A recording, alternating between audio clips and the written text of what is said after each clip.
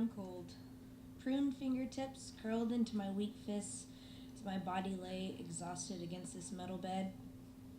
Shivering, I pull my thin gown closer to my chin. I'm so cold. Blinding, bright lights above this bed take hold of my gaze. I'm mesmerized, weak, and willing to give in. Lethargic, I turn away, reflecting on my sluggish limbs. In different perspective, I curl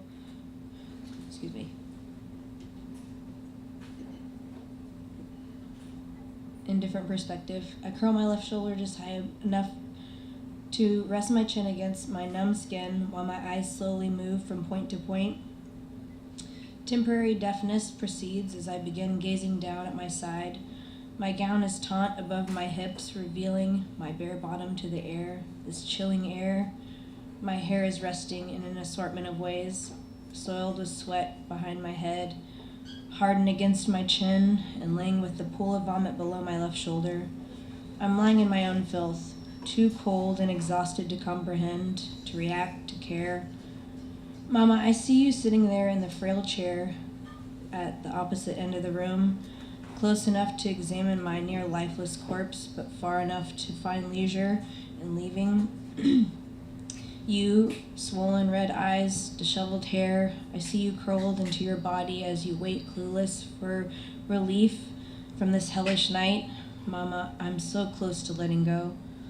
The faster my heart pounds, the more reluctant my breathing gets. I was 14 when I attempted suicide.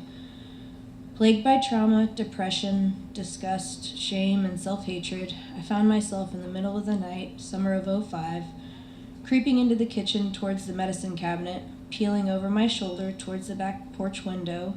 The porch light, bright, casted a silhouette of my mother through the blinds, smoking a cigarette and having her nightly whiskey and coke settled loosely in her opposite hand as her body swayed back and forth. Turning towards the cabinet, I opened it without any clues to what I was searching for. Expired prescription bottles fallen towards the back, covered in dust, a collection of wintertime cold and flu remedies, serums, and treatments stay. Too short to see on the second shelf, I began shutting the cabinet door until something caught my eye. Turned a jar on the top shelf, an open bottle of aspirin containing 100 tablets. I grabbed an empty pill container from the bottom shelf and used the end to shove the bottle of aspirin into my hands. Shaking, I pulled back the safety seal and removed the cap, poured the bottle into my hoodie pockets, looking over my shoulders. Glancing into the bottle, one chalky white tablet remained. I left it. I looked over my shoulder to see my mother sipping the same whiskey, in between taking long drags from her cigarette. I stood and stalked her silhouette, long enough to see her light a new, fresh one. I found myself in the bathroom with the moonlight glowing across the structures of my face as tears shoveled down, collecting and soaking on my collar of my tee. Pulling tablets from my hoodie pockets, I shoveled handfuls of 20-so lint-covered aspirin into my mouth while rushing handfuls of water behind. Naturally, I struggled, began choking at one point.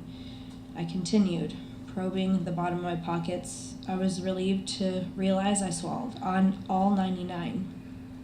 Forgive my memory, the next moments I have are of my young brother dragging my body outside and propping me into the passenger's side of my mother's car. Sharp ringing proceeded around me. My vision became a little blurry as I attempted to fix my eyes on the pair of fuzzy red dice dangling from the rearview mirror.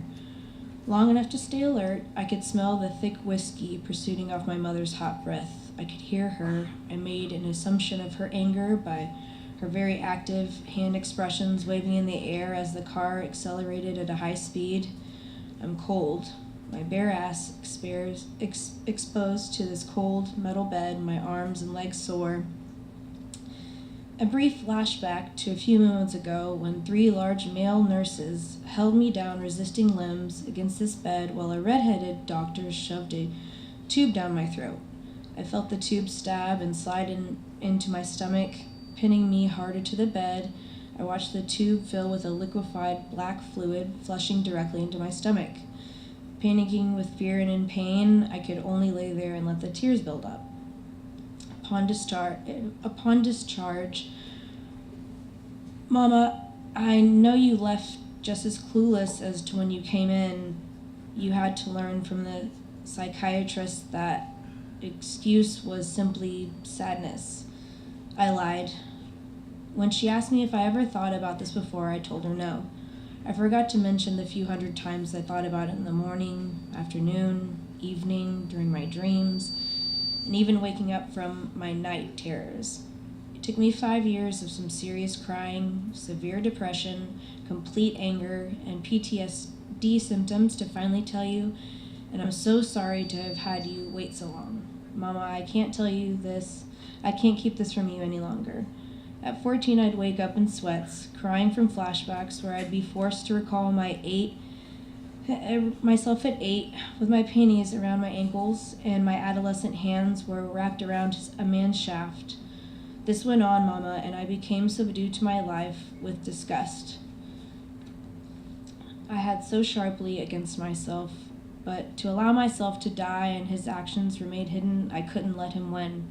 Mama, please do me a favor. Talk to your eldest son. I'm waiting for an apology. Thank you.